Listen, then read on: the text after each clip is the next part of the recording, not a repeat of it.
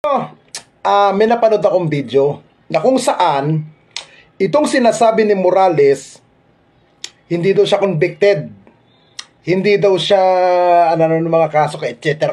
Ikikan. Ito ang tanong ko sa iyo, Mr. Boy Jonathan Morales. Bakit ka nga ba talaga natanggal sa pagka-PNP? Kasi nung tinanong ka ni Senator Jinggoy Estrada, ang tanong sa iyo, kailan ka pumasok sa PNP? Naalala mo ang pagpasok mo.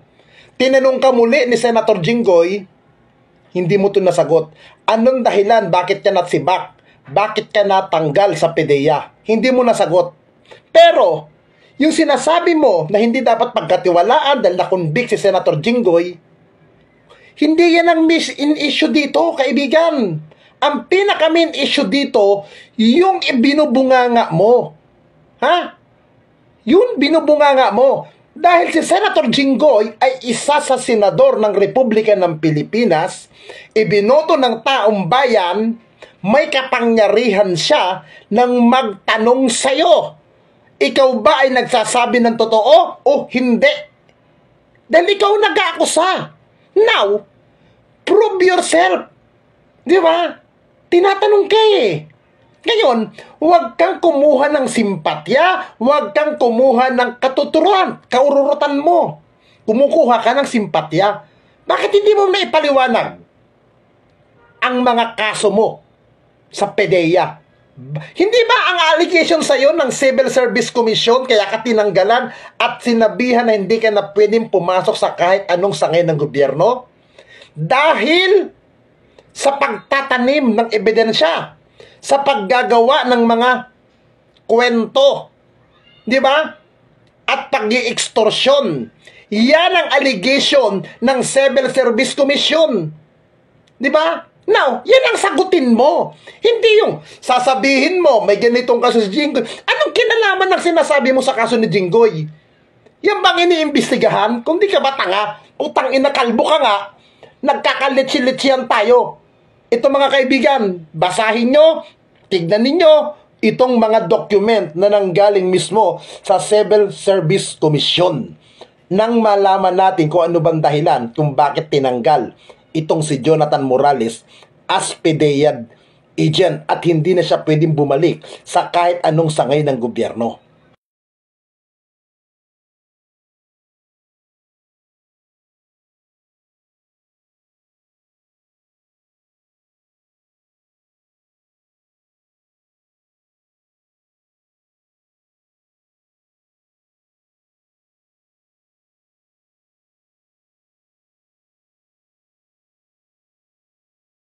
Tapos ang sabi mo, hindi ka pa nakukulong?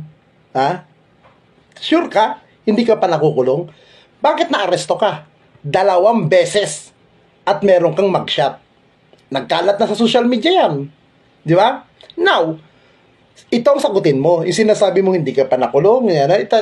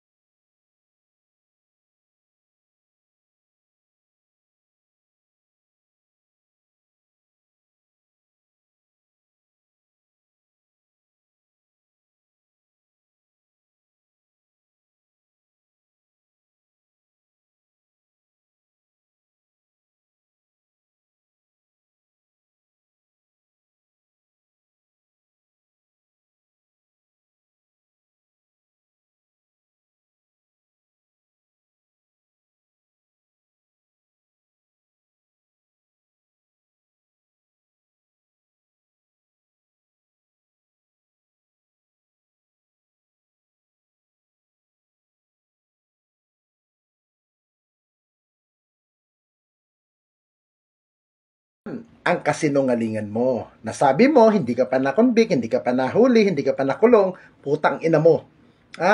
Alam mo, ang pinaka-the best kasi mong gawin, sagutin mo ang mga katanungan ng mga senador sa iyo.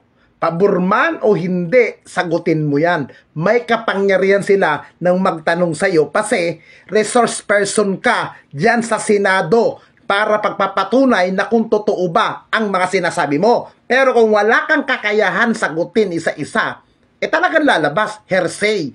Kaya, tama ang sinasabi ni Senator Jinggoy sa'yo, na puro kasinungalingan ang mga pinagsasabi mo. Kasi hindi mo kayang sagutin. Hindi yung kailangan ka pa magtanong kung kani-kaninong nasa likod mo, iaas mo muna. Bakit? Hindi mo ba nakabisado scripted mo? Nakakaawa ka, Mr. Morales. Ito na lang yung ginawa mo kay Senator Lacson. Ha? Hanggang ngayon, di mo rin napatunayan yun. Di ba? Ngayon na naman, sasabihin mo, Maricel, BBM, nagko-cocaine. Putang ina. Kung totoo sinasabi mong yan, dapat dinampot mo sila noong mga panahon na yun. At dapat sa'yo, dahil hindi mo ginawa ang trabaho mo, hindi mo ginawa ang tungkulin mo, kung totoo man yan, dapat panagutin ka. Pagpapabaya sa iyong tungkulin at sa iyong trabaho. Yan ang dapat mong gawin. Panagutin ka. Sasabihin mo, mali matnino ka. Tapos ngayon ang idadahilan mo, yung issue kay Senator Jinggoy, ganito, convicted, ganito mga kaso. Bakit? Yan ba ang kaso na pinag-uusapan dyan? Hindi ba hindi? At take note, open book sa publiko yung mga naging issue kay Senator Jinggoy Estrada. Hindi tago sa publiko yan. Jonathan, baka nakakalimutan mo. Open sa public yan. Open. At ngayon, binubuto pa rin naman siya ng tao. Di ibig sabihin, may naniniwala kay Senator Jinggoy na meron siyang kakayahan na may magagawa sa sambayan ng Pilipino. At itong ginawa niya na pagtatanong sa'yo, part yun ng trabaho niya bilang mambabatas para itama kung ano man ang mali na ginagawa sa loob ng Senado. Kaya ikaw, Jonathan Morales, wag mo kaming linglangin, wag mong idahilan na walang kredibilidad si Senator Jinggoy. Ikaw ang walang kredibilidad. Kaya angat sinipa ng Civil Service Commission Kasi mahilig kang magtanim ng ebidensya, magtanim kung anong itatanim. Yan ang malinaw mo sa sinasabi ng Civil Service.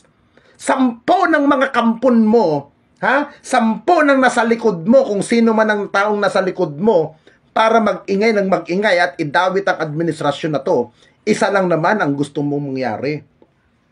Mapapalitan si BBM. Ilagay ang kanyang BP. Di ba yan ang gusto ninyo?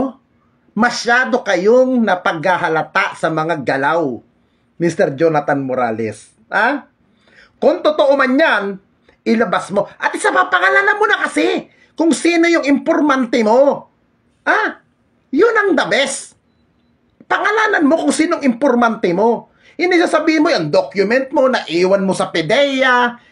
Hindi gagana sa korte yung ganun issue Yung ganun alibay, hindi mo magagamit. Ang kailangan dito sa korte at yung mga akusasyon mo, yung totoo.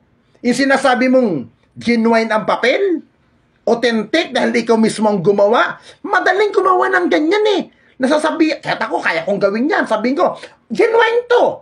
Ako mismo ang nag-imbestiga. Ako mismo ang nakakita. Ang tanong, gagana ba sa korte? Alam nyo, kung nagkataon, kung kaya nyo at may kakayahan kayong ma-impeach si BBM, dapat ginawa nyo na Kaso wala kayong kakayahan na ma-impeach ang kasalukuyan administrasyon. Kaya ang ginagawa ninyo, dahil malapit na rin ang eleksyon, ginagamit nyo sa political agenda, ginagamit ninyo yan para sa publicity, para atakihin ng atakihin. At ako'y naniniwala 100%, hindi nyo aaminin yan. Kaya, sagutin mo ang mga sinasabi sa'yo ni Senator Jinggoy. Huwag yung mga issue. Ang tagal na yung kay Jinggoy. At yan naman ay napanagutan na rin naman ni Senator Jinggoy.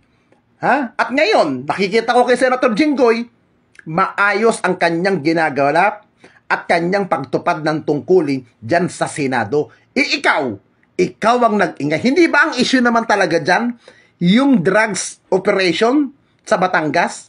Bakit napasok ka? Bakit nasingit ka dyan sa investigation dyan? Hindi ka naman kasama dyan. Di ba? Ginawa nyo na yan para magtuloy-tuloy. Kasi hindi, Kasi sinasabi niya may mga video. Wala nga kayo mailabas sa video na nagkukukin yung inaakusahan ninyo Hanggang bunganga na lang kayo Kaya naman maglabas kayo ng video. Bakit? Magagamit ba sa korte yun? Ha? Pangulo ba si BBM nung panahon na yun? Kung totoo, hindi. Impeachable ba yun? Hindi rin. Kasi para ma-impeach ang Pangulo, dapat sa panahon ng kanyang panunungkulan, ginawa ang crime. Di ba? Hindi naman niya panahon yun Pangkaraniwang tao siya nung mga panahon na yun. I think, ako'y naniniwala, iisa lang ang gustong mangyari ng mga ito. Ang sirain ang leadership ni Pangulong Bongbong Marcos para magkawatak-watak tayong mga Pilipino. Kaya mga kababayan, wag na wag tayong magpapadala sa mga putang inang yan. 10 ni Jonathan Morales, 10 ng mga kampon ng demonyong si Duterte. Yan ay puro panlilinlang, pangloloko sa sambayan ng Pilipino. Panagutin ang mga sangkot sa Permalin